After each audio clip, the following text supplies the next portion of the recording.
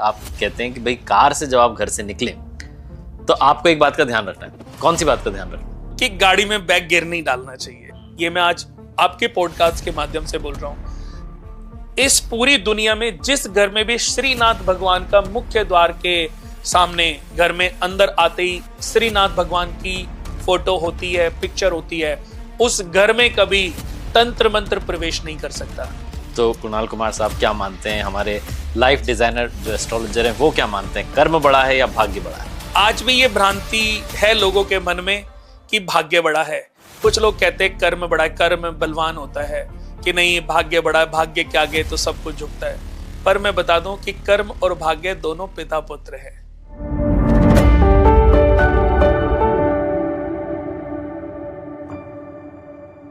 हमारे साथ हैं life designer astrologer Kunal Kumar ji. अब ये नाम जो मैंने बोला ना, लाइफ डिजाइनर, इसमें ही आप समझ गए होंगे कि आपकी लाइफ को कितनी खूबसूरती से डिजाइन करने जा रहे हैं। एक ऐसे मेहमान से आपको मिलवाने जा रहा हूं जो एस्ट्रोलॉजी की दुनिया, वास्तु की दुनिया, इन सारी दुनिया को बहुत अच्छे से जानते हैं। और ना सिर्फ जानते हैं बल्कि जो नॉलेज उन्होंने गेन की है, जो ज्ञान उनके पास आया, उसको बहुत लोगों तक बांटते जा रहे हैं, बहुत लोगों की लाइफ में मुस्कान ला रहे हैं। कुणाल सर, बहुत बहुत स्वागत है आपका। नमस्कार। नमस्कार और प्रणाम आपको। और सबसे पहले तो मैं नज़र से शुरुआत करूंगा। एक मैं देख रहा हूँ आपके पैर में, मैं आया हूँ जब से नोटिस कर रहा हूँ, ये जो काला धागा आपने बांधा हुआ है, आप बहुत यकीन करते हैं इसमें, क्या कहानी है इसकी? देखो, ये बांधने का रीजन तो मतलब इसको मिथ भी नहीं बोलूंगा। जैसे बहुत सारे लोगों के अपने अपने तरीके हैं। जब बच्चा पैदा होता है तो सबसे प्यारा समय वो माँ और बेटे की बॉन्डिंग का वही होता है, चाहे वो बेटी हो चाहे बेटा हो। तो आपने अक्सर देखा होगा कि माता जब अपने बच्चे को रोज सुबह नहलाती है तो वो उस पलों को रोज एंजॉय करती है और उसके साथ खेलती है, उसके साथ बातें करती है और ऐसे लाइफ बढ़ रही होती है। तो बच्चे को जब वो नहला के उसको मालिश वालिश करती है तो उसको एक टीका जरूर लगाती है। उस माँ को ये लगता है इसको मेरी भी नजर ना लग जाए। दुनिया की नजर से तो माँ लड़ने के लिए तैयार बैठी है, अपनी नजर ना लग जाए, लेकिन माँ ये सोचती है कि मेरी भी नजर ना लग जाए, मेरा बच्चा बहुत प्यारा है। क्या बात। और ये सच है कि नजर लगती है और चली जाती है। अच्छा। लगती है और चली जाती है, खत्म हो जाती है। नजर अपनी सबसे ज्यादा लगती है, खुद को, खुद की या खुद के परिवार की, खुद की फैमिली के लोगों की। हाँ। जैसे हम रोड पे चल रहे हैं, हाँ। रोड पे अमीर लोग हैं, गरीब लोग हैं, मिडिल क्लास लोग हैं, या हम किसी मॉल में चले गए या हम कहीं पर भी चले गए, जो लोग हमें जानते नहीं, हाँ। तो वो हमें क्या नजर लगाएंगे, उनका क्या प्रभाव हमारे ऊपर पड़ेगा। हाँ। वो अपनी प्रॉब्लम में, हर आदमी आज के समय पे देखा जाए कार्तिक जी, अपनी प्रॉब्लम में बेचारा फंसा हुआ है। हाँ। तो नजर किसकी लगती है?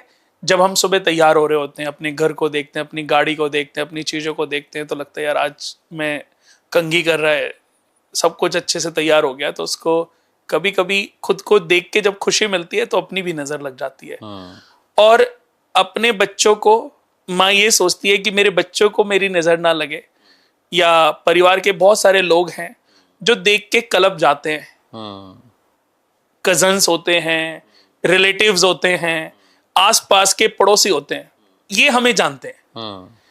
इनको अच्छा और बुरा दोनों लग सकता है। जो हमसे निस्वार्थ प्यार करते हैं तो उनकी नजर नहीं लगती, लेकिन जो हमसे इरिटेट होते रहते हैं, जो हमसे चिढ़ते रहते हैं, या हम जिनसे चिढ़ते रहते हैं, तो ऐसे लोगों की नजर लगना स्वाभाविक है। लेकिन जब हम किसी मंदिर में जाते हैं, मंदिर में, मस्जिद में, गुरुद्वारा में, चर्च में, या ऐसी जगह पर जहां मंत्र चैंटिंग होती है, जहां पूजा पाठ होती है, जहां बहुत ज्यादा सकारात्मक पावरफुल ऊर्जाएं हैं, कोई सिद्ध पीठ मंदिर है, कोई ज्योतिर्लिंग है, तो ऐसी जगह जाने पर ये नजर स्वतः खत्म भी हो जाती है। और आप देखोगे शाम तक आपने 10 मिनट 15 मिनट अगर ओम चैंटिंग करी, हनुमान चालीसा जाप किया, तो नजर अपने आप भी उतर जाती है। लेकिन जब तक आपको पता चलता है, जब तक आप कुछ भी करते हो, तब तक ये नजर लग चुकी होती है, डैमेज कर देती है। अब मैं बात कर रहा हूं, बड़ी समझने वाली बात है कि जब एक वयस्क व्यक्ति 20-25 साल के बीच में या 25 से 30 साल के बीच में जब अपनी पढ़ाई को, अपनी एजुकेशन को कंप्लीट करके वो अपने व्यापार को करने के लिए निकलता है घर से, जॉब इंटरव्यू देने के लिए निकलता है, या उसकी जॉब लग गई, अब प्रमोशन के लिए वो मेहनत कर रहा है, तो वो अपनी कंपनी को अपना बेस्ट दे रहा है, या आज चाहे मैं भी क्यों ना हूं या आप भी क्यों ना हो, अगर कोई प्रोफेशन है, डॉक्टर, एस्ट्रोलॉजर, अकाउंटेंट हो गया या वकील हो गए, ये सब ये प्रोफेशन है, इन्होंने प्रोफेशन को अपना बिजनेस बना लिया, कंसल्टेंसी बिजनेस। तो नजर किसको लगती है? ऐसे लोगों, ऐसे एज में आने के बाद आपके बढ़ते हुए कदमों को नजर लगती है। हर कोई नजर लगाता है आपकी ग्रोथ को, आपकी तरक्की को। तो वो नजर जो है, कहते ना यार ये तो बहुत आगे बढ़ रहा है, बहुत तरक्की कर रहा है, बहुत आगे बढ़ रहा है, एक दिन बहुत आगे जाएगा। यानी कि आपके हर पल जो तरक्की की तरफ कदम जा रहे हैं, हर पल जो तरक्की की तरफ कदम जा रहे हैं, उनको नजर लग रही है, उनको हाय लग रही है। कोई ना कोई नजर लगा रहा है, कोई ना कोई हाय लगा रहा है, कोई ना कोई आपका दुश्मन तो है, प्रतिद्वंदी तो है, वो नजर लगा रहा है। तो बढ़ते हुए कदमों को नजर ना लगे, मैं इस चीज पे मेरा बिलीव है कि नजर अपनी भी लगती है और हाय गैरों की लगती है। हाय जो लोग कलपते रहते हैं, जो चिढ़ते रहते हैं, दिन रात इरिटेट होते रहते हैं, कलपते रहते हैं, उनकी हाय। तो ये जो हाय है, नजर तो लगेगी शाम तक, 5 बार हमने मंत्र चैंट करे खत्म हो गए, लेकिन जो हाय है उसके लिए मैंने ये धागा राइट पांव में बांधा हुआ है। और मैं आपको बता दूं कि साल में कम से कम 10,000 धागे हम पांव के लोगों को बनवा के भेजते हैं। आज भी हमसे कोई लेने आता, हम किसी से कोई पैसे चार्ज नहीं करते। ऐसा भी नहीं है कि हम इससे कोई कमाई कर रहे हैं, क्योंकि मैं इस बात को समझता हूं। मैं यूएस में था और नहाने के बाद कई बार, जैसे अब रोज नहाते हैं तो धीरे धीरे वीक तो होता चला ही जाता है। राइट। हम तो बड़े सिद्ध कराते हैं, हमारी कम से कम 200-300 पंडित काम करते हैं हमारी संस्था में, बहुत बड़ी संस्था है। और काफी सारे एस्ट्रोलॉजर है, क्योंकि हमारी रिसर्च सेंटर भी है अपना, कुणाल वास्तु केंद्र ज्योतिष एंड रिसर्च सेंटर। तो ये रिसर्च सेंटर भी है हमारा कि हम समय समय पर आने वाले समय के बारे में रिसर्च करते रहते हैं, ताकि हम लोगों को बेस्ट दे सकें। तो अब मेरा धागा जो है टूट गया। आप सोचो, वो 2 दिन 3 दिन का समय ऐसा था कि वो बिल्कुल मेरा मूड इतना अजीब सा हो गया। कई बार देखो, हम लोगों के घर में जाते हैं, लोगों की नजर भी उतारते हैं, लोगों की प्रॉब्लम को भी रिजॉल्व करते हैं। अब लोगों के घरों में भी हर तरह की ऊर्जाएं होती हैं। तो 2-3 दिन में मेरा इतना कि मैंने अपनी जो ट्रिप थी वो प्रीपोन की और मैं वापस इंडिया आ गया। धागा टूट गया था इसलिए मेरे मन में ऐसे ही बात बैठ गई। और देखा जाए कहीं ना कहीं वो एक वजह थी, बट मेरे को लगा कि मैं वापस चलता हूँ। ठीक है।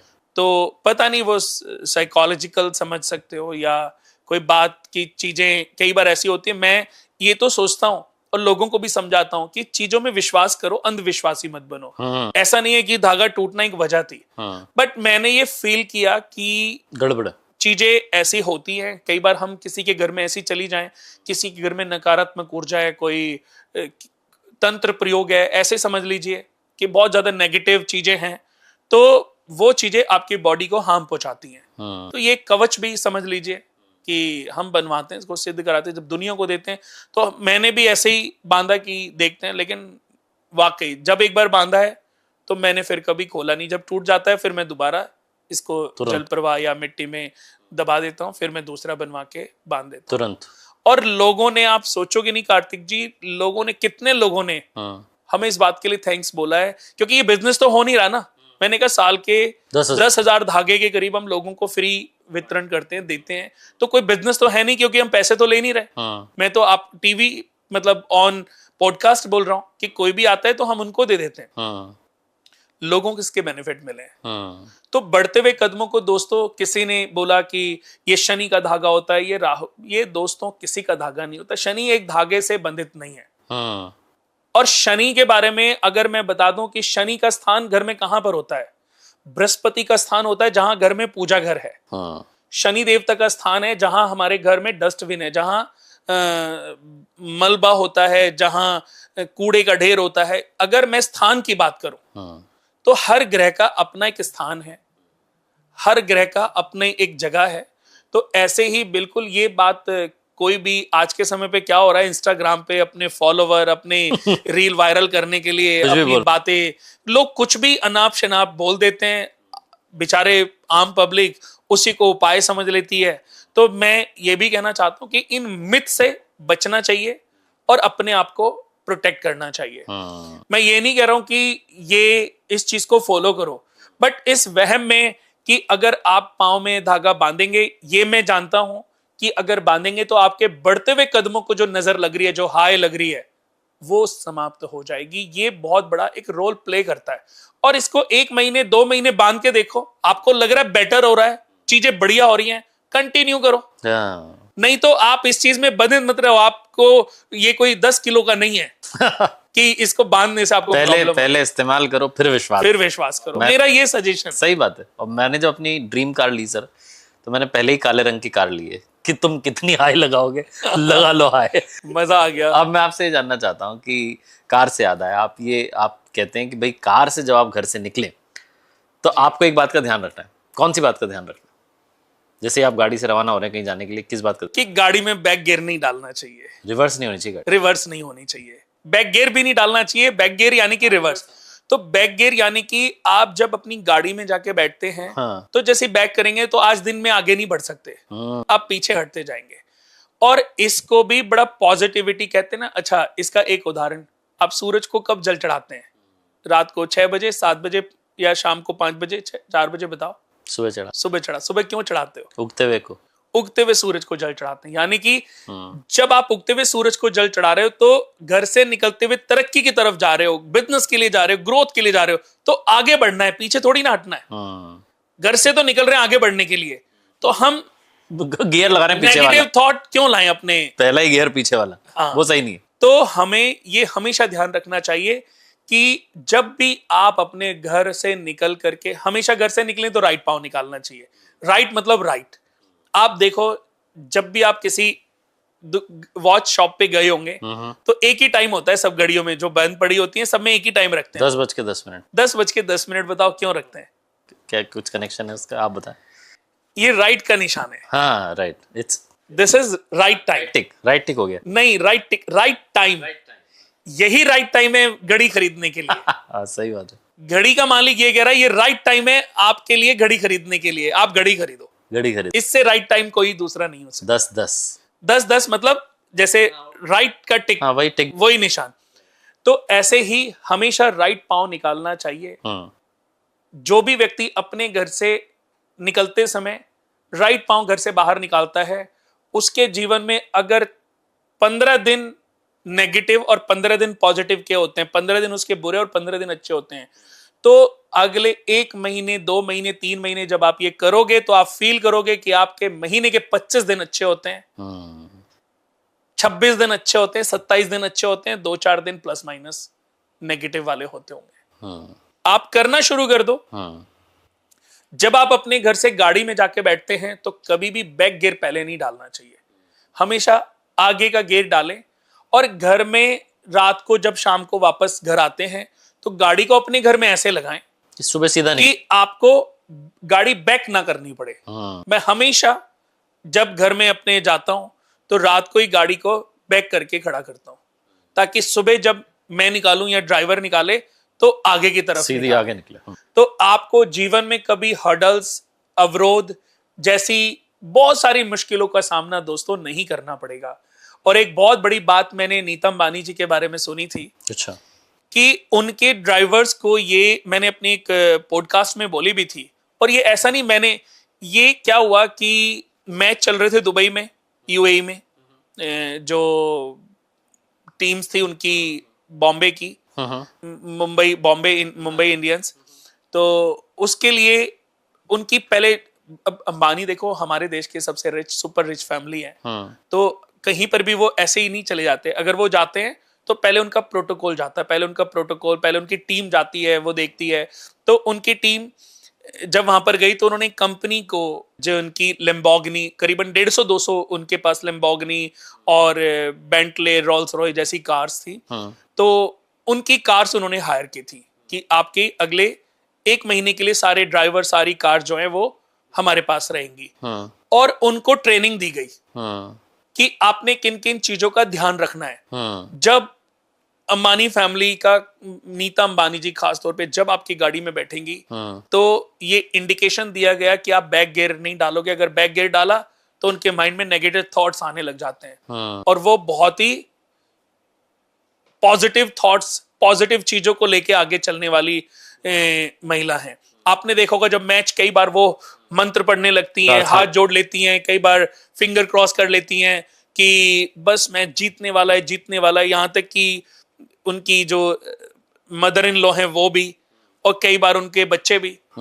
तो सब स्पिरिचुअल है, सब मैथोलॉजी को, ईश्वर को, भगवान को मानने वाले लोग हैं, मानने वाला परिवार है।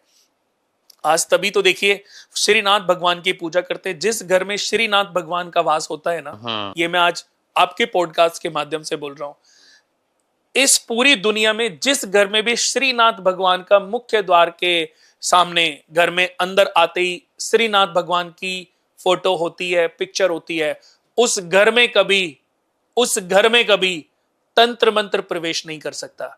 उस घर में कभी नजर, कभी हाय प्रवेश नहीं कर सकती। ये मेरा प्रैक्टिकली अजमाया हुआ उपाय है। जिस घर में भी, अगर आपको बहुत सारी चीजों में बिलीव नहीं करना है ना, तो एक श्रीनाथ भगवान का बढ़िया सा, सुंदर सा, प्यारा सा पोस्टर लाके अपने घर में एंट्री करते हुए सामने दीवार पे आप लगा दो, गुस्से से। और मैंने बहुत लोगों के घरों में देखा है, बहुत लोगों को रेकमेंड किया, बहुत लोगों ने लगाया और उन्होंने बोला है कि हमारे घर में पॉजिटिविटी। बट देखो, मैं ये नहीं कह रहा हूं कि सब कुछ अच्छा ही होगा। सुख दुख लाभ हानि सब कुछ ग्रहों की गति पलटने से भी होता है। जब आपके जीवन में कुछ अच्छा चल रहा है तो इसका मतलब अच्छे ग्रहों की परिस्थितियां चल रही हैं। कुछ ग्रह स्थिति डगमगाई तो लाइफ में कुछ ना कुछ ट्रबल, कुछ ना कुछ प्रॉब्लम्स छोटी मोटी आ जाती हैं। लेकिन कभी नजर हाय या बड़ी दुर्घटनाएं, बड़ी प्रॉब्लम्स आपके घर में कभी प्रवेश नहीं आएगी। और प्रभु आपको सामर्थ्य देंगे कि आप उस संकट का सामना कर पाए। ये उनको समझ लो, उनका वरदान है। श्रीनाथ भगवान का ये वरदान है कि जिस घर में वो वास करते हैं, जिस घर में वो रहते हैं, उस घर में वो ही रहेंगे। फिर नजर हाय, इनका कोई काम नहीं, नेगेटिव चीजें उस घर में वास नहीं करती। इनका कोई काम नहीं है। अब मैं आपसे जानना चाह रहा हूँ कि आपकी बड़ी फेमस बुक है। तो हाँ, जो मैं बता रहा था कि वो गाड़ी की कहानी रह गई। हाँ, तो उन सारी टीम को ये इंस्ट्रक्शन दी गई कि जब भी नीता जी आपकी कार में आके बैठेंगी तो आप बैक गियर नहीं डालेंगी। जैसे ही आप बैक गियर डालोगे, उनके माइंड में कहीं पर जैसे होता है कि आपको गाड़ी गलत चली गई, आगे ले ली, आप अब बैक डालना पड़ेगा, तो आप रुकेंगे, आगे से चाहे यू टर्न लेके आना पड़े, लेकिन आप बैक गियर नहीं डालेंगे। उनका ये मानना है कि बैक गियर में पीछे नहीं जाना है मुझे कभी भी अपने जीवन में, मुझे आगे ही बढ़ते जाना है। और भले ही उनके मन में ये भ्रांति हो, भले ही उनके घर जीवन में उनकी लाइफ की ये भ्रांति हो, लेकिन मैं आपको बता दूं कार्तिक जी, ये भ्रांति ही उनको सक्सेस तक ले जाती है, सक्सेस, ऊंचाई और सफलता का मार्ग प्रशस्त करती है। बिल्कुल, क्योंकि उनके थॉट्स में है। Yes, positivity. इसको लॉ ऑफ अट्रैक्शन भी कहते हैं कि आदमी जैसा सोचता है, जो सोचता है वो करता भी रहता है और उसकी लाइफ में फिर वैसा ही होता भी रहता है। बिल्कुल सही, बिल्कुल सही। अब मैं आपसे बात करना चाहता हूं आपकी बुक के बारे में, जिसका टाइटल ही है कर्म बड़ा या भाग्य। तो कुणाल कुमार साहब क्या मानते हैं, हमारे लाइफ डिजाइनर जो एस्ट्रोलॉजर हैं वो क्या मानते हैं, कर्म बड़ा है या भाग्य बड़ा है? देखो, ये कर्म और भाग्य ये मेरे मानने से चलेगा, फलीभूत नहीं है, ना आपके मानने से फलीभूत है। ठीक है। आज भी ये भ्रांति है लोगों के मन में कि भाग्य बड़ा है। कुछ लोग कहते हैं कर्म बड़ा है, कर्म बलवान होता है, कि नहीं भाग्य बड़ा है, भाग्य के आगे तो सब कुछ झुकता है। पर मैं बता दूं कि कर्म और भाग्य दोनों पिता पुत्र हैं। अच्छा, दोनों पिता पुत्र हैं। इसको रियलिटी में जाएं। जैसे ख्याति शब्द सुना है आपने? हाँ। ख्याति का मतलब क्या हुआ? पॉपुलैरिटी। पॉपुलैरिटी। पर ख्याति कौन है? ख्याति कौन है मतलब? हाँ, आपकी किस्मत से मिल रही ख्याति, कर्म से मिल रही? जो ख्याति है वो प्रजापति दक्ष की पुत्री है। अच्छा, उनका नाम है ख्याति। हाँ। 59 पुत्रियां थी उनकी, 60वीं जो पुत्री थी वो शक्ति थी। प्रजापति दक्ष जो ब्रह्मा जी के मानस पुत्र थे। 10 मानस पुत्रों में एक थे प्रजापति दक्ष, जो बाद में शिव भगवान के ससुर भी बने। उन्होंने भगवती की घोर तपस्या की और भगवती ने उनको वरदान दिया उनके घर में पुत्री रूप में जन्म लेने का। पर उन्होंने समझाया था, बताया था कि मैं शिव का ही अंश हूं। शिवलिंग से ही शिव और शक्ति अलग होकर के 2 शक्ति बने, वरना एक उनको मिलाया जाए तो शिव लिंगाकार है। एक ब्रह्मांड की जो सबसे पहली ऊर्जा है वो लिंग के रूप में थी। उस लिंग से शिव और शक्ति अलग हुए, तो शक्ति ने प्रजापति दक्ष के घर में शक्ति के नाम से, सती के नाम से जन्म लिया। शक्ति ने सती के नाम से जन्म लिया, और यह वरदान मां भगवती ने ही प्रजापति दक्ष को दिया था, लेकिन प्रजापति दक्ष भूल गए। तो ऐसे ही प्रजापति दक्ष ब्रह्मा जी के 10 मानस पुत्रों में से एक थे। लेकिन एक समय आया कि उनको अपनी सारी पुत्रियों का विवाह कर, जितने भी नक्षत्र हैं, अश्वनी, भरणी, कृतिका, फाल्गुनी, ये सब उनकी पुत्रियां हैं। इन पुत्रियों का विवाह उन्होंने कर दिया चंद्र देवता से। तो ऐसे ही उनकी एक पुत्री का नाम है ख्याति। ख्याति का विवाह हुआ भृगु ऋषि, जो कि ज्योतिष के बारे में लिखने वाले इस ब्रह्मांड में पहले ऋषि हैं। मानस पुत्रों में से एक हैं भृगु ऋषि। भृगु ऋषि ने ही भृगु संहिता लिखी थी। तो उनकी पत्नी का नाम है ख्याति। तो ऐसे ही जो कर्म और भाग्य हैं, ये दोनों पिता पुत्र ही हैं। यानी कि पहले कर्म का जन्म हुआ, कर्म के जन्म के 25 साल के बाद भाग्य का जन्म हुआ। तो अब आप मुझे बताओ कि कर्म बड़ा है कि भाग्य है? अब तो कर्म ही बड़ा है, पिता बड़ा है। पिता ही बड़ा होगा। कभी कभी पुत्र जब पैदा होता है तो अपने पिता की किस्मत को भी बदल देता है। पर पिता की किस्मत में यह लिखा होता है कि जब इसका बच्चा होगा तब इसका भाग्योदय होगा, तब इसकी किस्मत बदलेगी, तब इसका भाग्योदय होगा। यानी कि अगर आपको आम खाना है तो अच्छा एक बीज ढूंढना पड़ेगा, पौधा लगाना पड़ेगा, फिर उसको पाल पोस के बड़ा करना पड़ेगा, फिर उस पे फल लगेंगे, फिर आप खाएंगे। तो ये मेहनत का फल है। तो भाग्य उन्हीं का चमकता है जो कर्म करते हैं। हर पल जो आप कर्म कर रहे हो, हर पल जो आप कर्म कर रहे हो, इसका फल कलयुग है तो इसमें युग में मिलना है, क्योंकि मैं इसको कर्म युग भी बोलता हूं। इस युग में ही मिलेगा, नहीं तो कर्म, हर कर्म का फल आदमी के जीवन के साथ जुड़ता चला जाता है, और यही उसको प्रारब्ध के रूप में जन्म दिलाता है। क्योंकि मैं फिर एक बात आपसे समझाना चाहूंगा आपको कि 100 बच्चे दुनिया में पैदा हो रहे हैं। एक ही समय पे 10 बच्चे दिल्ली में पैदा हुए, एक दिल्ली के सबसे सुपर रिच फैमिली में, और एक उसी के ड्राइवर के घर में पैदा हुआ। अब कुंडली तो सेम ही बनेगी। कुंडली तो नाम से तो बन नहीं रही ना, कुंडली तो सेम ही बनेगी, लेकिन आप देखो उनके कर्मों के आधार पर उनको जन्म मिला है। क्या बात। कुंडली एक ही है, अब लाइफ एक ही है, लेकिन अब राजा के बच्चे की कुंडली देखेंगे तो उसकी प्रेडिक्शन राजा के बच्चे की तरह होगी। और जब ड्राइवर के बच्चे की कुंडली देखेंगे या किसी फुटपाथ पे पैदा होने वाले बच्चे की कुंडली देखेंगे तो उसकी कुंडली की प्रेडिक्शन उसके अकॉर्डिंग होगी। जब अब कहते हैं कि जब महादशा आएगी कि मेष लगन कुंडली है, भाग्य के मालिक बृहस्पति हैं, जब बृहस्पति की दशा आएगी दोनों तरक्की, दोनों राजा बनेंगे, दोनों बहुत ग्रोथ करेंगे। तो अपने अपने बिजनेस के आधार पर, अपने अपने कर्म के आधार पर, स्टेटस के आधार पर तरक्की होगी। भाई अब दोनों जो फुटपाथ पे पैदा वो भीख मांग रहा है सपोज, वहीं से अब उसको क्या होगा कि हर गाड़ी वाला उसको 10 रुपए, 50 रुपए, 100 रुपए दे रहा है।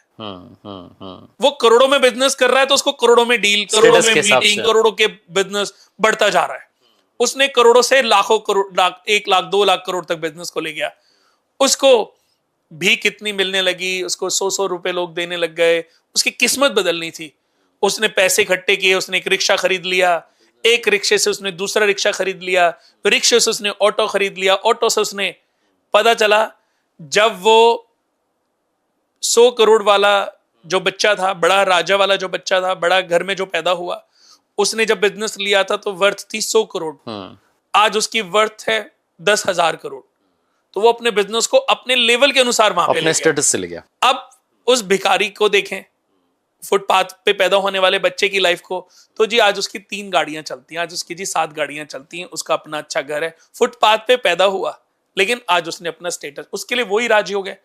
उसके लिए राजयोग के पैमाने इक्वल है। राजयोग की डेफिनेशन अलग अलग। हाँ। आप ये कह रहे हो कि राजयोग की डेफिनेशन आपके जन्म से जो आपकी स्थिति थी, आपकी स्थिति के अकॉर्डिंग, जन्म व्यक्ति को मनुष्य के अपने कर्मों के आधार पर मिलता है। घर तो भाग्य है, लेकिन कर्मों के आधार पर यह भाग्य आपका प्राप्त हुआ आपको। बिल्कुल, गीता जी में भी यही लिखा है कि अगर आपके पुराना अच्छा है तो आप किसी जो है अच्छे कुल में पैदा होते हैं, कुल में पैदा हो, या किसी ऋषि के यहाँ या किसी आश्रम में आप ऑटोमेटिकली पहुंच जाएंगे, इसीलिए मैं कहता या हूँ किसी अच्छे कार्तिक परिवार जी में कि बुरा तो हर पल हमसे जाने अनजाने बहुत होता है, हो जाता है। हाँ, जाने अनजाने बहुत होता है, लेकिन अच्छा करने का मौका जब भी मिले, कर लेना चाहिए। जिस रूप में भी मिले, तो ये नहीं सोचना चाहिए आज शुभ दिन है कि अशुभ दिन है, इसको देना है कि नहीं देना है, पंडित जी से पूछूं, मुहूर्त निकलवाऊं, कर डालना चाहिए। और किसी भी एक उपाय को अपनी नियति बना लो, अपना नेचर बना लो। किसी भी एक उपाय को उस पर वर्क करो। रोज चींटियों को आटा डालो, रोज एक डॉग को खाना खिलाना शुरू कर दो, रोज एक गाय को चारा खिलाना शुरू कर दो, गौ माता को। रोज किसी एक गरीब को, एक गरीब, मैंने तो बोला ही नहीं हजारों, एक गरीब को खाना खिलाने में आपके 50 रुपए खर्च होंगे। इसको अपनी आदत बना लो, अपना नेचर बना लो। क्या बात। मैंने क्या बोला? चींटियों को सबसे सस्ता उपाय, एक मुट्ठी आटा। कितनी करोड़ों चींटियों को आपने आटा डाल दिया रोज, एक मुट्ठी आटे से करोड़ों चींटियों का पेट भर गया। तो एक मनुष्य का पेट भरने का जो पुण्य है, एक चींटी को पेट भरने के पुण्य के बराबर ही है। 84 लाख योनियां ही बोलते हैं ना सब, सही कह रहे हो। हमारे शास्त्रों में 84 लाख योनियों का वर्णन है। तो 84 लाख में से तो मनुष्य भी है, और जीव भी है, जंतु भी है, पशु भी है, पक्षी भी है, और पेड़ भी है। एवरी मंथ एक पेड़ लगाना शुरू कर दो, पेड़ों को पानी देना शुरू कर दो। अपना नेचर कुछ ऐसा बना लो कि वो दुनिया के लिए वो उपाय है, आपके लिए वो आपका नेचर है, आपको अच्छा लगता है। क्या बात। मैं कहता हूं पूरे जीवन आपको कुछ करने की, अच्छे एस्ट्रोलॉजर को मिलने की, आपको पंडितों के पास जाने की आवश्यकता पड़ेगी नहीं। भाई अगर हम योनियों की बात करें तो 84 लाख योनियों में 30 लाख योनियां वृक्षों की होती हैं, 9 लाख योनियां जलचर की हैं, 10 लाख योनियां कीड़े मकोड़ों की हैं, 11 लाख योनियां पक्षियों की हैं, 20 लाख योनियां पशुओं की हैं। फिर जन्म मिलता गौ माता का। और गौ माता के बाद शूद्र वर्ण में, फिर वैश्य वर्ण में, फिर क्षत्रिय वर्ण में, फिर ब्राह्मण वर्ण में 4 लाख योनियों में जन्म मिलता है मनुष्य को। फिर वो जाता है मोक्ष पाके। मैं अगर आपको बता दूं कि मेरा ब्राह्मण वर्ण में जन्म हुआ है, यानी कि ये अंत जन्म चल रहा है। ब्राह्मण वर्ण में मैं 1 बार या 1000 बार, 1 लाख, पता नहीं, लेकिन ब्राह्मण वर्ण में जन्म मिला है, तो इसका मतलब है कि मैं सबसे अपग्रेड हुआ। इसीलिए शायद मैं एस्ट्रोलॉजी लाइन में आ गया कि ईश्वर ने मुझे यह जिम्मा सौंपा है कि मैं लोगों का मार्गदर्शन करूं।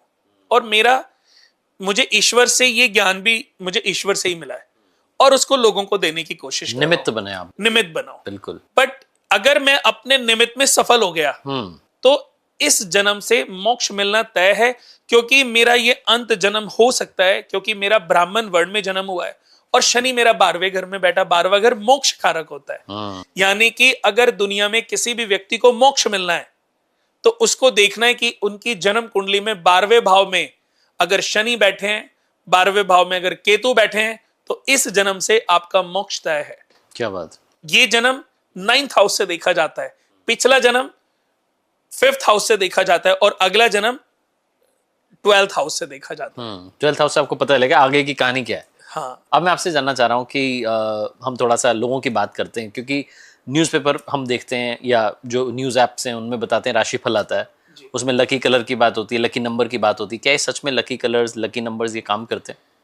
देखो सही बताऊं अगर मैं, कि उन चीजों पे बहुत ज्यादा लोगों को नहीं पढ़ना चाहिए, क्योंकि एक छोटा सा बच्चा है और एक 80 साल का बूढ़ा व्यक्ति है। तो हर दिन आप, ज्योतिष एक ऐसा सागर है कि इसमें जितना उतरोगे ना उतना आपको पता चलेगा कि अभी तो जाना ही क्या है अभी तो। समुद्र की गहराई को देख करके, समुद्र के अंदर उतर के उसकी गहराई का पता चलता है। ऐसे ज्योतिष में मैं जितना आगे बढ़ता जा रहा हूं, तो मुझे ज्ञान का पता चल रहा है कि कितना अथाह महासागर जितना ज्ञान है ज्योतिष में छिपा हुआ। और अभी तो हम 1-2 स्टार्टिंग में ही है। तो आपके क्वेश्चन का जवाब, मैं भी ऐसे बहुत सारे चैनल पे पहले, आज से 10-15 साल पहले अगर देखो तो मैं बहुत सारे 10-15 टीवी पे एवरीडे शोज करता था। हमारा शो आता था किस्मत कनेक्शन और बदलेगा किस्मत का लेखा करके, शो बहुत चला है। मैं भी ये राशि वाली चीजें पढ़ता था, बट ये मेरे साथ लोग जब मुझसे पूछते थे तो मैं भी इस पे वर्किंग की।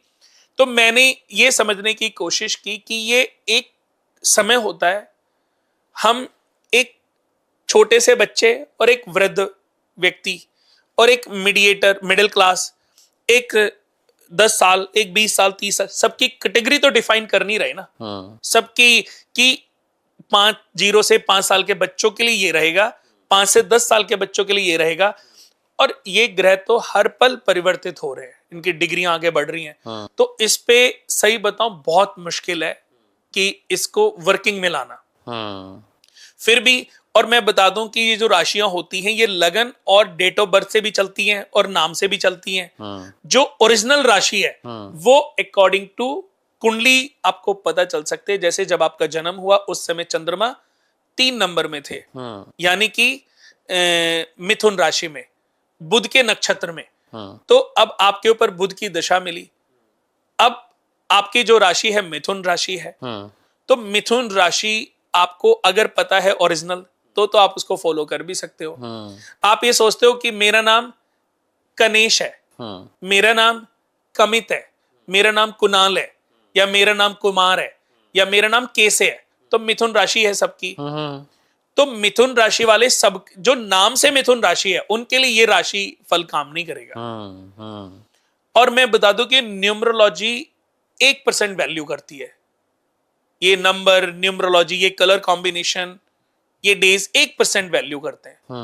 अच्छा, डेज की अगर मैं बात करूं, ये तो देखा जाए तो इसी सदी के दिन है। राइट, सही। सोम, मंगल, बुध, बृहस्पति, शुक्र, इस युग से पहले ग्रह तो इस युग से पहले भी थे। भृगु ऋषि ने भृगु संहिता सतयुग में लिखी थी। पाराशर ऋषि ने भृगु संहिता को पढ़ करके पाराशर संहिता जो है वो द्वापर युग में, त्रेता युग में लिखी। द्वापर युग में व्यास ऋषि हुए, उन्होंने भी पद्धति लगा करके ज्योतिष के ऊपर बहुत सारे बुक्स लिखी, ग्रंथ लिखे।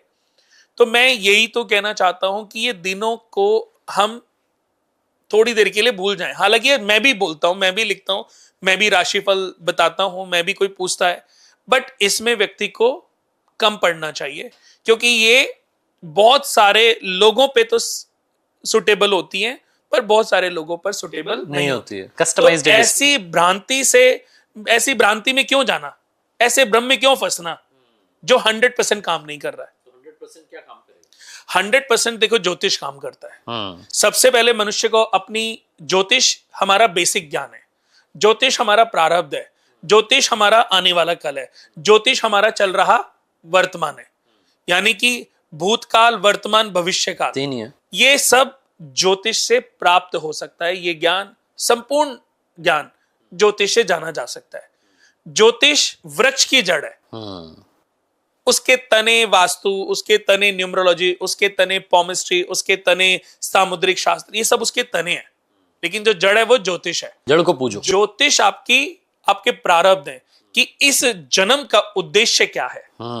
आपने जीवन में कौन से पुण्य कर्म, कौन से पाप कर्म किए जिसकी वजह से आपको ये जन्म मिला है। आप फुटपाथ पे पैदा क्यों हुए, आप अंबानी के घर में, अडानी के घर में, बिल गेट्स के घर में, वॉरेन बुफे के घर में आप क्यों पैदा हुए, आपका 60 साल में डिवोर्स क्यों होएगा, क्यों हुआ, ये सब ज्योतिष में लिखा जा चुका है। सिर्फ उसको पढ़ना बाकी है, सिर्फ उसको पढ़ना बाकी है। तो ज्योतिष हमें बताता है कि ये ग्रह आपकी कुंडली में कौन कौन से भाव में विद्यमान है।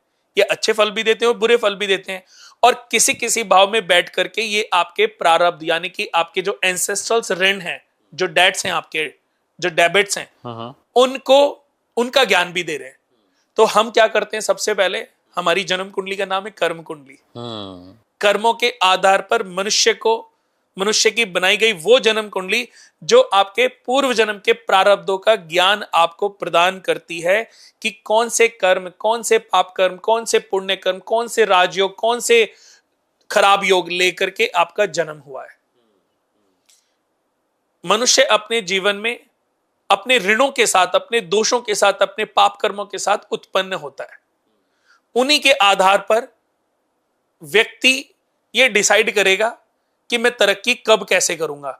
ये ज्ञान हमें मिलता है हमारी कुंडली में स्थित ग्रहों से। ये ग्रह कौन से ग्रह किस भाव में बैठे हैं ये इंडिकेट करते हैं कि आपकी कुंडली में ये दोष है। ये ग्रह किस राशि में बैठे हैं ये इंडिकेट करते हैं कि ये आपकी कुंडली में कौन सा राजयोग लेके पैदा हुए। जैसे किसी भी व्यक्ति की जन्म कुंडली में सबसे पहले पितृ ऋण दोष की बात करते हैं। दूसरे, पांचवें, 9वें और 12वें घर में बुध शुक्र राहु बैठ जाए तो पितृ ऋण दोष लगता है। तो उसको पहले अपने पितृ ऋण दोष, पितृ दोष नहीं, पितृ ऋण दोष को रिमूव करना चाहिए। पाप का कारण मंदिर को तोड़ देना, पीपल का पेड़ काटना, नास्तिक हो जाना, भगवानों का अनादर करना, मंदिरों को तोड़वाना, दूसरे धर्म को ठेस पहुंचाना, उसका दोष है। रस्म रिवाजों का पालन ना करना, तो ये बहुत बड़ा दोष है। तो इसके लिए आपको चाहिए कि अपने घर में सबसे इक्वल पैसे लें, अपने कुल खानदान के हर एक सदस्य से बराबर पैसे लें और किसी ऐसे मंदिर में दान कर दे जहां पर कंस्ट्रक्शन चल रही हो। मेरा कोई रोल तो नहीं है ना इसमें, मैं तो ऐसे ही बोल रहा हूं। जिसका भी दूसरे, पांचवें, 9वें, 12वें घर में बुध शुक्र राहु बैठे हो तो ऐसे व्यक्ति को अपने घर में इक्वल पैसे लेकर के किसी ऐसे, चाहे वो मंदिर हो, चाहे मस्जिद हो, चाहे गुरुद्वारा हो, चाहे चर्च हो, बराबर पैसे लेकर के बुधवार के दिन डोनेट कर दें। जिस व्यक्ति की जन्म कुंडली में पांचवें घर में शुक्र शनि राहु केतु बैठ जाएं, ये दुनिया का सबसे बड़ा दोष है। यानी कि इसका मतलब यह है कि इसने पुण्य जितने मर्जी करे हैं, पर यह पहले अपना प्रायश्चित करने के लिए दुनिया में आया है। और प्रायश्चित, इसके पाप कर्म इतने बड़े हैं कि जब तक अपना प्रायश्चित पूरा नहीं करेगा, जब तक इसको रिमूव नहीं करेगा, पुण्य नहीं बढ़ेगा। ये 90% फल अपनी जन्म कुंडली के अच्छे फल भोग नहीं पाएगा। कुंडली में तो हजारों करोड़ लिखे हैं, लेकिन एक एक रुपए के लिए स्ट्रगल कर रहा है, मोहताज है, क्योंकि उसकी कुंडली में सवदोष ऋण दोष, इसको बोलते हैं सवदोष ऋण दोष, सेल्फ ऋण दोष भी कहते हैं। शुक्र शनि राहु केतु जब आपकी जन्म कुंडली के 5th हाउस में ये बैठ जाएं तो इसको सेल्फ ऋण दोष कहते हैं। तो ऐसे व्यक्ति को चाहिए कि अपने घर में जितने भी ब्लड रिलेटिव हैं सबसे बराबर पैसे ले, सूर्य विष्णु यज्ञ करे। सूर्य विष्णु यज्ञ दुनिया का सबसे बड़ा प्रोसीजर, सबसे बड़ा यज्ञ है। आज हम 20-21 पंडित बिठाते हैं तो कम से कम 1.5 से 2 महीने लगते हैं इसको कंप्लीट करने में। उसके बाद सारे जो ऋण है वो बहुत इजी है। बट ये ज्ञान कब मिलेगा? जब आप जाएंगे, जब उसका प्रायश्चित पूरा होगा। ये ज्ञान कब मिलेगा? जब उसका प्रायश्चित पूरा होगा। जब तक प्रायश्चित पूरा नहीं होगा आपको ये ज्ञान भी नहीं मिलेगा कि मुझे करना क्या है। नहीं, लेकिन उसके लिए आप जैसे लोगों से मिलना जरूरी है। सूर्य, चंद्रमा और राहु दूसरे या 7वें घर में बैठ जाए तो पत्नी ऋण दोष बनता है। 100 गायों को चारा डाल के आए, पत्नी ऋण दोष से मुक्ति मिल जाती है। केतु 4थे घर में बैठा है तो मातृ ऋण दोष लगा है, माता को दूर करना, दुर्व्यवहार करना, दुखी करना, उनकी मृत्यु हो जाना, मातृ ऋण दोष लगा। केतु अगर किसी के भी 4th हाउस में बैठा है तो इसको मातृ ऋण दोष कहते हैं। एक चांदी का सिक्का लेकर के जल प्रवाह करे और माता के रोज उठ के पांव छुए, मां की सेवा करे तो उसका दोष खत्म हो जाएगा। 3रे घर में चंद्रमा बैठ जाए तो कन्या बहन ऋण दोष, किसी की लड़की या बहन की हत्या करना, हद से ज्यादा जुल्म करना, बहन का ख्याल ना रखना, या किसी लड़की को धोखा देना, या बुआओं का अपमान करना, तो कन्या बहन ऋण। कैसे पता चल रहा है? आप अपनी जन्म कुंडली में 3रा हाउस देखो, चंद्रमा आपके घर के 3rd हाउस में बैठे हैं तो आपकी कुंडली में कन्या बहन ऋण का दोष है। तो इस प्रायश्चित को पूरा कर लिया तभी ये नॉलेज मिल रही है। इसको कर पाओगे यानी कि आपका प्रायश्चित पूरा करके भगवान आपको अपग्रेड करना चाहता है। पीले रंग के सेल्स आती हैं, सी सेल्स, उनको जलाओ, जिनको हम कोड़ियां कहते हैं ना, फूटी कोड़ी तो जो प्रचलन में भी थी, तो उनको जला के जल प्रवाह करो सोमवार के दिन। और अपनी बेटी, अपनी माता, अपनी बहन, अपनी बुआ, इनका ध्यान रखो और कोशिश करो कि किसी लड़की को हर्ट ना करो। आज लोग क्या कर रहे हैं? बीवी के होते हुए मैरिटल अफेयर रख रहे हैं, एक गर्लफ्रेंड बनाई हुई है, 4 से बातें कर रहे हैं। तो ये सही है कि गलत है? गलत है। जो गलत है तो उसका पाप फल तो आज आपको पता है, दुनिया को पता नहीं चल रहा है, गवर्नमेंट को पता नहीं चल रहा है, कोर्ट को पता नहीं चल रहा है, पर भगवान को तो पता है ना। उसका भगवान तो आपके अकाउंट में उसको डाल रहा है और आपके कितने सारे पुण्य खत्म हो गए आपको पता ही नहीं। सही बात। जब आपको सजा मिलेगी तब आपको समझ आएगा। ऐसे ही जब किसी जातक की जन्म कुंडली के 1st हाउस में बुध शुक्र बैठ जाए या 8th हाउस में बुध शुक्र बैठ जाए तो पारिवारिक ऋण दोष लगता है। अपने बच्चों के जन्मदिन पर अपने घर से दूर रहना, एक और फैमिली बना लेना, जन्मदिन पर बच्चों के साथ पारिवारिक जीवन को एंजॉय ना करना, बच्चों को समय ना देना, तो उससे पारिवारिक ऋण दोष लगता है। तो कुछ पैसे की दवाइयां किसी भी ट्रस्ट को बुधवार के दिन डोनेट कर दे। जरूरतमंद मरीज को हॉस्पिटल में जाके, बेचारा गरीब है, उसको डोनेट कर दे। ये आपके प्रायश्चित का उपाय है, लेकिन कोशिश करें कि दोबारा जीवन में ऐसी गलतियां आपसे ना हो। अब मैं आपसे एक चीज जानना चाह रहा हूँ, जो आपने इतनी सारी बातें बता दी, ये आपने हमारे जितने व्यूअर्स हैं उनको मुफ्त में बहुत सारा ज्ञान पहुंचा दिया है, लेकिन क्योंकि कस्टमाइज्ड है, अब मुझे मेरी कुंडली में मुझे ही पता करना है कि मेरा दोष कौन सा लगा हुआ है, तो उसके लिए कहाँ जाएं हम, किन लोगों से मिले? उसके लिए देखो, ये भी समय निर्धारित करता है। जब आपका समय अच्छा होगा, वो समय कर्मों के आधार पर बनता क्या है। बात। वो जब समय अच्छा आएगा ना, अच्छा एस्ट्रोलॉजर आपको घर बैठे मिल जाएगा। हाँ। आज बैठे ही है ना, पुण्य इसके बाद अब अपनी मिले न कुंडली संता। हाँ। पूछ के आप जान सकते हो। जान सकते हैं। तो हर चीज का समय निर्धारित है, बट उसके लिए फिर भी मैं बता दूं कि हमने दोस्तों एक जन्म कुंडली तैयार की है जिसका नाम है कर्म कुंडली। अच्छा।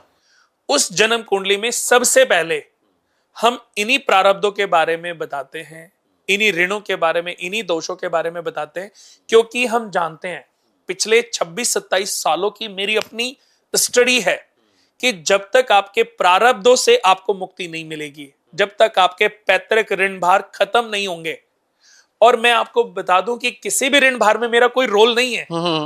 मेरे से ज्ञान लो, अपने आप करो। भाई 100 गायों को चारा खिलाना है, पीपल के पेड़ पे जल चढ़ाना है, किसी मंदिर में डोनेशन देनी है, 100 मजदूरों को खाना खिलाना है, किसी गरीब को आपने मेडिसिन दान कर, इसमें मेरा रोल कहां है? कुणाल कुमार जी, कोई रोल नहीं है, ये आपको व्यवहार में क्या बदलना है बता रहे हैं। हाँ, नेचर अच्छा, व्यवहार अच्छा, सब अच्छा, माता पिता की सेवा, परिवार का ध्यान रखोगे, परिवार के साथ प्यार से रखोगे, तो आपका प्रायश्चित पूरा होएगा और आपको वो रास्ता मिलेगा जिस रास्ते पर सही ज्ञान प्राप्त हो। बिल्कुल सही। आप वास्तु की भी काफी बातें करते हैं, तो मैं थोड़ा सा वास्तु की भी बारे बात कर लेता हूँ। वैसे तो हम जड़ की बात ऑलरेडी कर ही रहे हैं, लेकिन क्योंकि आप अभी तने की बात कर रहे थे कि कभी-कभी कहते हैं ना कि हाँ। बच्चा 1 नंबर से फेल हो जाता है। हाँ, वो 1 नंबर भी ध्यान वो 1 नंबर की भी वैल्यू है, तो इसलिए सबकी वैल्यू है। सबकी वैल्यू बिल्कुल। तो मैं वास्तु पे ही आपसे बात करना चाह रहा हूँ। बेडरूम की बात करूं, किचन की बात करूं, या पूरे घर की मैं बात कर लूं, कौन सी एक ऐसी चीज है जिसका बड़ा ख्याल रखना है? क्योंकि आजकल क्या घर बड़े कॉम्पैक्ट हो गए भाई, 2 BHK 3 BHK वैसे फ्लैट्स में मोस्टली लोग रहते हैं। मुझे लगता है कि मैं 5 मिनट में पूरा वास्तु सबको समझा सकता हूं। प्लीज बताइए। दोस्तों, सबसे पहली बात कि वास्तु क्या है। वास्तु वस्तुओं को रखने की कला। वास्तु क्या है? वस्तुओं को रखने की कला ही वास्तु कला है।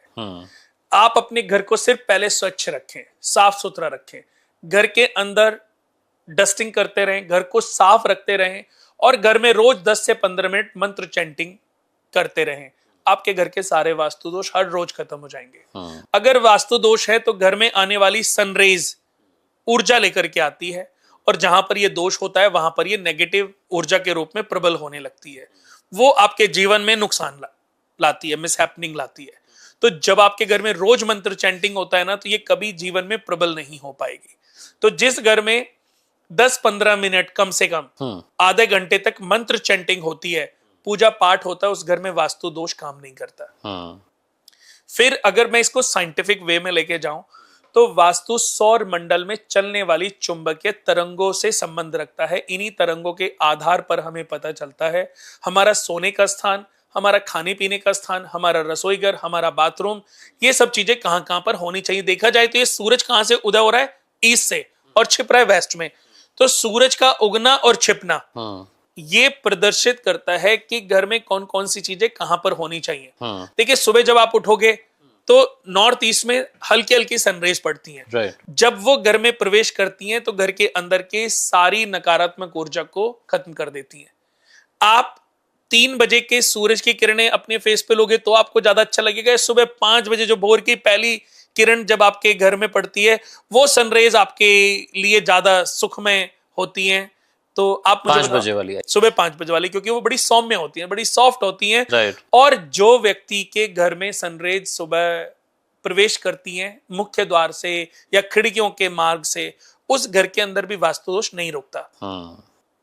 तो हमारा वास्तु के आधार पर देखा जाए तो है तो साइंटिफिक, बट सनरेज एक ग्रहों के आधार पर भी काम करता है, क्योंकि कितनी दिशाएं टोटल? 10 दिशाएं। पहले व्यक्ति हो आप जिसने मुझे बताया कि 10 दिशाएं होती हैं। वरना 4 बताते हैं लोग। मुझे किसी ने नहीं बताया, 4 या 8 बताते हैं।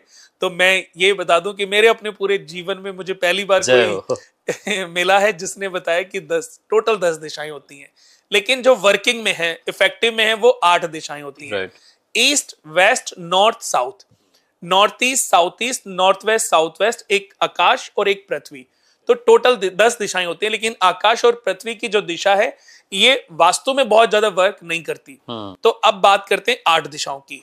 तो ईस्ट में इंद्र देवता और सूर्य ग्रह, वेस्ट में वरुण देवता और शनि ग्रह, नॉर्थ में कुबेर देवता और बुध ग्रह, दक्षिण में यमराज और मंगल ग्रह, नॉर्थ ईस्ट में सभी देवताओं के गुरु बृहस्पति ग्रह का वास होता है। सभी ब्राह्मण प्रवृत्ति के देवगण ईशान कोण में वास करते हैं। और ब्रह्मांड की जो एक शक्ति है, जो एक ऊर्जा है, नॉर्थ ईस्ट में वास करती है। सपोज हम उनको शिव भगवान कहते हैं, शिव शक्ति के नाम से जानते हैं। तो दोस्तों, नॉर्थ ईस्ट में पूजा घर होना चाहिए। नॉर्थ ईस्ट जल तत्व है, साउथ ईस्ट अग्नि तत्व है, नॉर्थ वेस्ट पृथ्वी तत्व है, साउथ वेस्ट पृथ्वी तत्व है, और सेंटर ऑफ द हाउस आकाश तत्व है। तो 5 तत्वों से मिलके हमारा घर बना है, और यही 5 तत्व हमारे शरीर में भी है। तो नॉर्थ ईस्ट जल तत्व, पूजा घर, ड्राइंग रूम, जितना साफ सुथरा, जितना हल्का, जितना खाली रहेगा, वो घर तरक्की करेगा। साउथ ईस्ट अग्नि कोण, अग्नि देवता। अब बात हो रही है अग्नि, अग्नि यानी कि गर्म। तो जितना ट्रांसफॉर्मर है, जितनी भी अग्नि से रिलेटेड चीजें, जितनी भी बिजली से रिलेटेड चीजें हैं, वो सब साउथ ईस्ट में रखनी चाहिए। तो ये जल तत्व हो गया नॉर्थ ईस्ट, और साउथ ईस्ट अग्नि तत्व यानी कि अग्नि। तो रसोई घर अग्नि कोण में होना चाहिए। इलेक्ट्रिकल वायरिंग, जनरेटर या जितने भी साउथ ईस्ट, हाँ, पैनल्स हैं, वो साउथ ईस्ट में होनी चाहिए। अब मास्टर बेडरूम, घर के मुखिया जो पूरे घर के ऊपर चाहता है कि उसकी कमांड रहे, उसकी इज्जत, उसका मान सम्मान रहे, तो उसको स्थान हमने साउथ वेस्ट में देना चाहिए। क्योंकि साउथ वेस्ट में राहु केतु का स्थान है, राक्षसों का स्थान है। राहु केतु की प्रवृत्ति है सभी पे अपनी कमांड की। तो अगर हम अपने घर के मुखिया को, अपने माता पिता को, या माता पिता नहीं है अपना हम रूम रखते हैं, तो हमारा या हमारे माता पिता का प्रभाव पूरे घर के ऊपर बना रहता है। बच्चे हावी प्रभावी नहीं हो पाते, बच्चे जिद नहीं मनवाते, नहीं तो अपनी अपनी छोटी छोटी बातों पे जिद करेंगे और मनवाएंगे। बहुत लोग साउथ वेस्ट में अपना बच्चों को रूम दे देते हैं, बड़े प्रलंकारी बच्चे हो जाते हैं, ऐसे जिद्दी, ऐसे झगड़ालू हो जाते हैं कि माँ बाप का ही जीना हराम करके रख देते हैं। फिर माँ बाप बेचारे पंडितों के पास भटकते रहते हैं, जी हमारा बच्चा ऐसा है, बेटे बहू को रूम दे देंगे। फिर पता चलेगा जी बच्चे ये कह रहे हैं कि मम्मी पापा आपकी वजह से हमारी लड़ाइयां हो रही हैं, आप कहीं और देख लो, या हम घर छोड़ के चले जाते हैं। तो ये प्रॉब्लम खुद की क्रिएट की हुई है। अगर मनुष्य इन चीजों को फोकस करे, इनको ध्यान दे, तो बहुत सारी प्रॉब्लम से अपने आप को बचा सकता है। बिल्कुल। अब वेस्ट में वरुण देवता और शनि ग्रह, जितना भी टैंक है, अन्न टैंक है, अन्न भंडार है, जितना भी घर की ग्रोसरी, वो अगर कोई स्टोर बनाए तो हम वेस्ट से साउथ वाले 15% डिग्री में बना सकते हैं। उसके बाद नॉर्थ वेस्ट वायु, नए कपल के लिए, लड़कियों के लिए, न्यू कपल के लिए, बच्चों के लिए सबसे अच्छा बेडरूम होता है नॉर्थ वेस्ट में। चंद्रमा का स्थान है, वायु देवता का स्थान है, लड़ाई झगड़े नहीं रहेंगे, प्यार रहेगा, शांति रहेगी। घर में लड़कियां हैं तो लड़कियां थोड़ी सी शांत रहेंगी, गुस्से वाला बच्चा है वो थोड़ा शांत रहेगा। यानी कि क्योंकि वायव्य कोण है ना, वायु देवता चंद्र दोनों शांत हैं, तो उस जगह पर रहने वाले लोग शांत रहेंगे। बहुत लोग क्या करते हैं, ऊपर नीचे रसोई घर बना देंगे, ऊपर रूम दे देंगे, वो बड़ी प्रॉब्लम आती है। यानी कि मियां बीवी में लड़ाई, भाई भाई में लड़ाई, भाई बहन में लड़ाई। तो ये जो कलेश है, ये जो पैदा हो रहे हैं, उसकी कहीं ना कहीं किसी न किसी रूप में वजह हम है, क्योंकि हमने ही तो घर का निर्माण ऐसे कराया, क्रिएट ऐसे कर रहे हैं, क्रिएट ऐसे किया। गेस्ट रूम हमेशा साउथ में देना चाहिए, ताकि कोई गेस्ट अगर आपके घर में आता है तो वो नेगेटिव थॉट्स जितने मर्जी लेके आए, नेगेटिव जितना मर्जी सोचता रहे, पर वो चीजें आपके घर के ऊपर इफेक्टिव ना हो। बहुत लोग हैं जो परेशान रहते हैं कि हमारे घर में वो हमारा रिश्तेदार आता है, और जब आता है तो उसके जाने के बाद 15 दिन, महीना घर में भूचाल सा आ जाता है। हाँ। तो अपने गेस्ट को अगर आप साउथ में रूम दोगे, तो जितनी मर्जी नेगेटिव थॉट्स वाला, नेगेटिव सोच वाला गेस्ट आपके घर में आ जाए, बट ना वो बुरा सोच पाएगा, ना वो अपना अपने से कुछ बुरा आपके लिए कर पाएगा। साउथ में बेडरूम देने का, गेस्ट रूम देने का, ये सबसे बड़ा फायदा मिलता है। अगर घर में 2 बच्चे हैं, 2 बेटे हैं और दोनों को एक ही घर में आपने बेडरूम देना है, तो छोटे बेटे को हमेशा वेस्ट में या नॉर्थ वेस्ट में और बड़े बेटे को हमेशा साउथ वेस्ट से साउथ की तरफ रूम देना चाहिए। कभी भी भाइयों में लड़ाइयां नहीं होंगे, हमेशा भाइयों में प्यार बना रहेगा। यमराज और शनि, वेस्ट में शनि देव का वास है और दक्षिण में यम का वास होता है। तो यमराज और शनि ये दोनों सूर्य देवता के पुत्र हैं और दोनों सगे ब्रदर हैं। तो इन दोनों की बॉन्डिंग बहुत अच्छी है। स्टार्टिंग में थोड़ी बहुत थोड़ा सा गैप था, लेकिन अभी दोनों में बड़ी अच्छी बॉन्डिंग है। तो अगर दोनों बच्चों के बीच में कोई भी माता पिता ये चाहते हैं कि बॉन्डिंग बनी रहनी चाहिए, तो वेस्ट में बड़े बेटे को, छोटे बेटे को रूम दें और साउथ में बड़े बेटे को रूम दें, तो बॉन्डिंग बनी रहेगी। बच्चों का स्टडी रूम, अपने घर का धन संग्रहालय बड़ा मैटर करता है। हाँ। कि पैसा रुक नहीं रहा है। लोगों के लिए ये बड़ा मिथ है। मेरे को पूछते हैं कि अब मैं उनको बताता हूं तो वो कहते नहीं जी, एक पंडित जी आए थे, उन्होंने तो ऐसे बोला था। हाँ। मैंने कहा अगर ऐसे बोला था, आपने ऐसे किया था ना, हाँ। अगर ये सही हो गया होता तो आज आपको मेरे से पूछने की जरूरत नहीं पड़ती, आप तो धनवान हो गए होते। हाँ। पर धनवान नहीं हुए, प्रॉब्लम चल रही है ना, तो इसका मतलब चीजें सही नहीं हुई हैं। अगर सही होती तो आपको मेरे से ज्ञान लेने की आवश्यकता पड़ती नहीं। हाँ। तो जो बड़ा लॉकर है, बड़ा यानी कि जो महीने में यूज होता है, जिसमें आप पैसे रखते, जुड़ते रहते हैं, घर की ज्वेलरी रखते हैं, तो वो बड़ा लॉकर आपने 50 किलो का, 100 किलो का, उसको साउथ वेस्ट में रखना चाहिए। नॉर्थ फेसिंग, साउथ वेस्ट में नॉर्थ फेसिंग रखना चाहिए, लेकिन हैवी लॉकर साउथ में, बहुत लोग नॉर्थ में रख देते हैं। अब बहुत लोग जो रोजमर्रा यूज होने वाला गल्ला है, रोजमर्रा यूज होने वाला जो लॉकर है, जो ड्रॉर है, उसको साउथ में, साउथ वेस्ट में, साउथ ईस्ट में, वेस्ट में आप रखोगे, पैसा जुड़ेगा ही नहीं। जिस घर का पैसा नॉर्थ, यानी कि हम नॉर्थ को 9 हिस्सों में बांट दें और 4 हिस्से नॉर्थ ईस्ट की तरफ छोड़ के और 2 हिस्से वेस्ट की तरफ के छोड़ दें, टोटल 6 हिस्से हो गए। राइट। 3 हिस्से छोड़ दिए हमने, पूरा टोटल पहले नॉर्थ को 9 हिस्सों में बांट के 4 हिस्से ईस्ट की तरफ के और 2 हिस्से वेस्ट की तरफ के छोड़ के, बीच के जो 3 हिस्से हैं वो हैं सोम देवता के, भल्लाट देवता, भुजंग देवता के। तो जैसे जब हम घर का वास्तु करते हैं, तो कार्तिक जी बता दूं, इसको 64 हिस्सों में बांटा जाता है, जिसमें 64 देवताओं का वास होता है। हिस्से हैं 81, इसको 81 हिस्सों में बांटा जाता है, लेकिन इसमें 64 देवताओं का वास होता है, जिसमें सेंटर के जो 9 हिस्से हैं वो ब्रह्मा जी के हैं, ब्रह्म स्थान जिसको कहते हैं। 9 हिस्सों में ब्रह्मदेव का वास होता है। तो ऐसे ही 64 देवताओं का वास होता है हमारे घर के अंदर। तो जिस घर में सोम देवता के स्थान पे, भुजंग देवता के स्थान पे या भल्लाट देवता के स्थान पे हम अपना रोजमर्रा यूज होने वाला लॉकर बनाते हैं, ड्रॉर बनाते हैं, और वहां पे हम पैसे रखें और साथ में कुबेर यंत्र या कुबेर जी की मूर्ति रख दें। कुबेर का स्थान भी ईस्ट में इंद्र देवता, वेस्ट में वरुण देवता, नॉर्थ में कुबेर देवता, दक्षिण में यम देवता, साउथ ईस्ट में एक शक्ति शिव भगवान, साउथ वेस्ट में राक्षस, नॉर्थ वेस्ट में वायु देवता और साउथ ईस्ट में अग्नि देवता। तो ये देवताओं के तो स्थान में बता रहा हूं। तो कुबेर देवता के स्थान पर अगर आप अपना रोजमर्रा यूज होने वाला, तो आपके घर में बरकत बढ़ती चली जाएगी। देखो, दूध वाले को पेमेंट करनी है, आपने सब्जी वाले को पेमेंट, वो तो देनी है ना, लेकिन ये रोजमर्रा खर्चे वाले हैं। तो हर स्त्री को ये ध्यान देना चाहिए कि अगर आपके घर में जो लॉकर है जिसको आप रोज यूज करती हैं, उसको नॉर्थ में रखना चाहिए और पर्स में नहीं रखना चाहिए। पर्स, लेदर के पर्स में रोज पैसे आप मत रखो, यानी कि उस पर्स में, उस घर में भी बरकत बहुत ज्यादा नहीं बढ़ेगी। जिस घर में पैसा जो रोज यूज होने वाला जो पैसा है, या जो आपने कुबेर का जो लॉकर बनाया, उसमें लेदर से रिलेटेड कोई चीज नहीं होनी चाहिए। मजा आ गया सर, आपसे बात करके। वास्तु के बारे में बहुत कुछ आपने 5 मिनट की मास्टर क्लास में समझा दिया, लेकिन मुझे लगता है कि जानना अभी बाकी है। तो उसके लिए मैं जितने व्यूअर्स हैं उनसे कहूंगा कि डिस्क्रिप्शन में जो लिंक्स हैं वहां जाएं, सर से मिलें और जितना मुफ्त का ज्ञान था इन्होंने कहा कि मेरे से कोई लेना देना नहीं, लेकिन सबके भलाई की जो बात थी वो आपने इस 1 घंटे की चर्चा में, इस पॉडकास्ट में बहुत सारी बातें शेयर की हैं।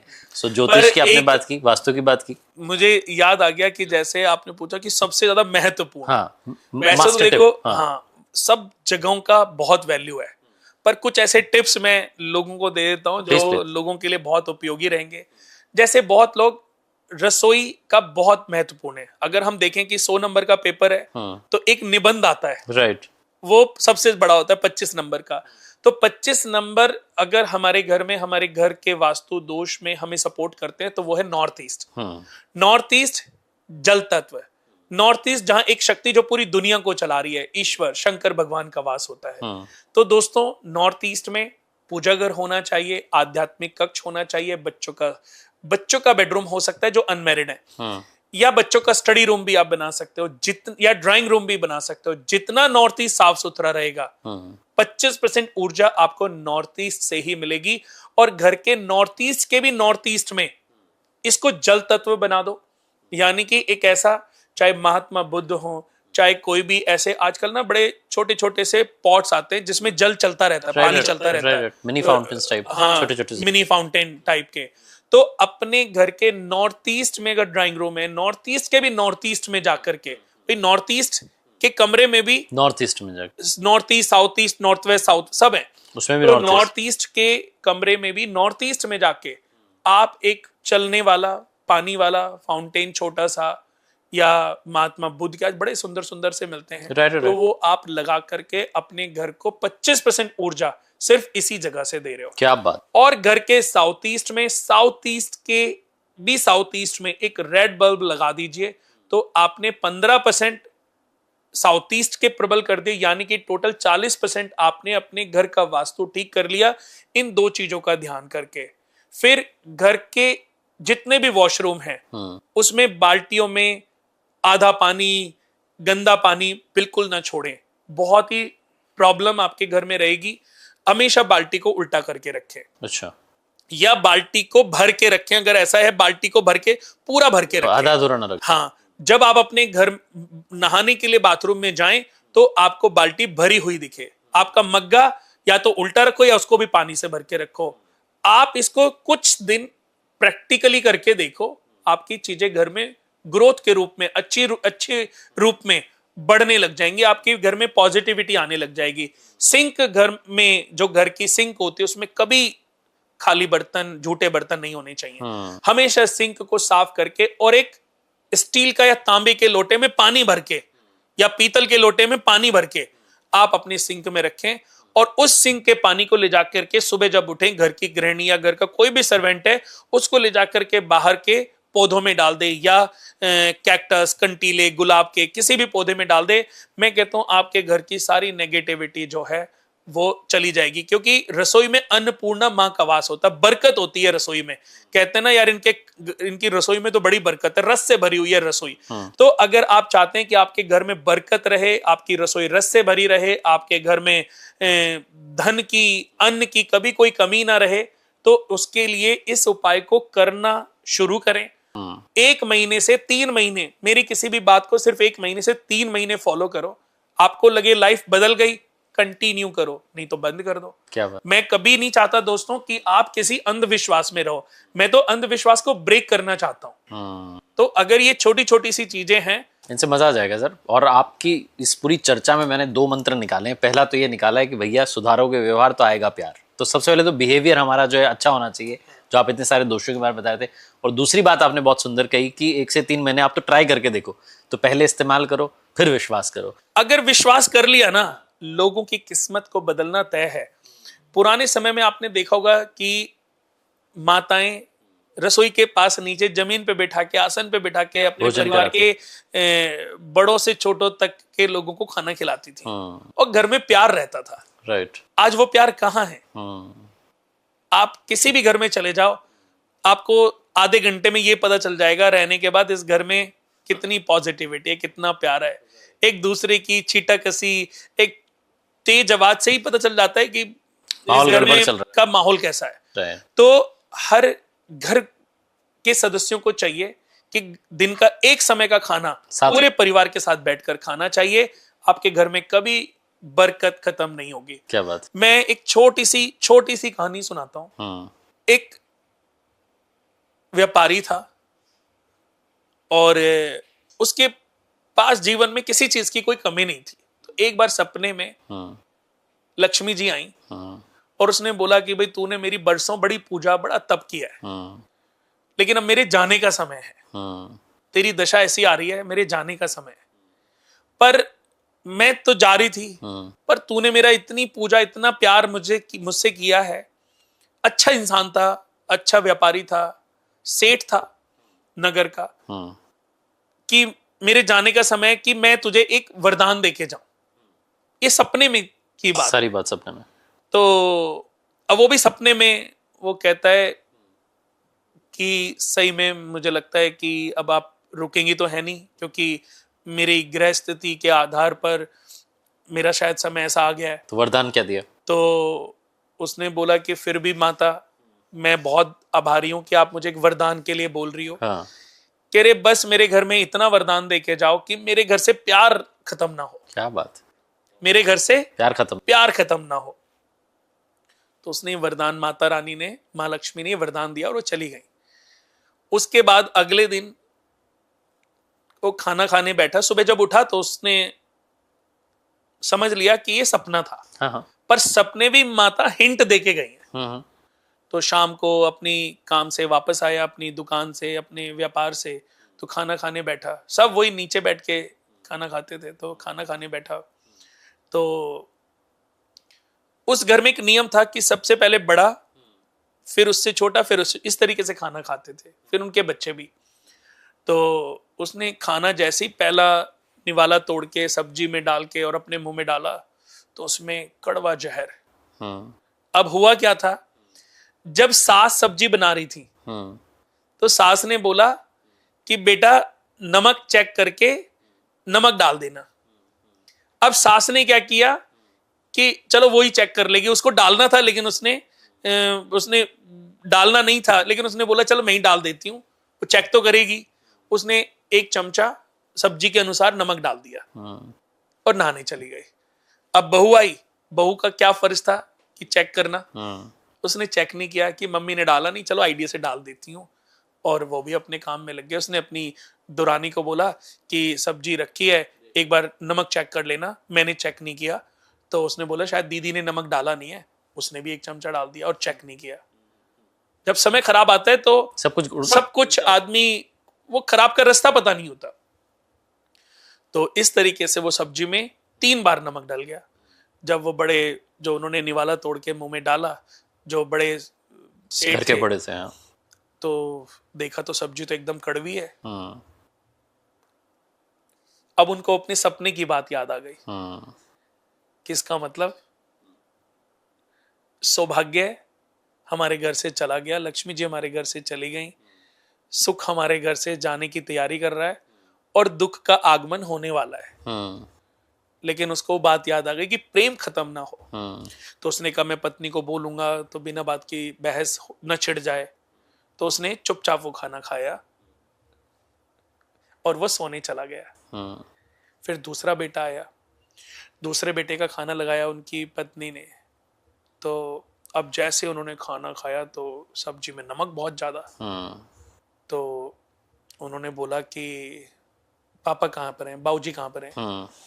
तो उनका पापा तो अपने कमरे में चले गए कि खाना खाया उन्होंने।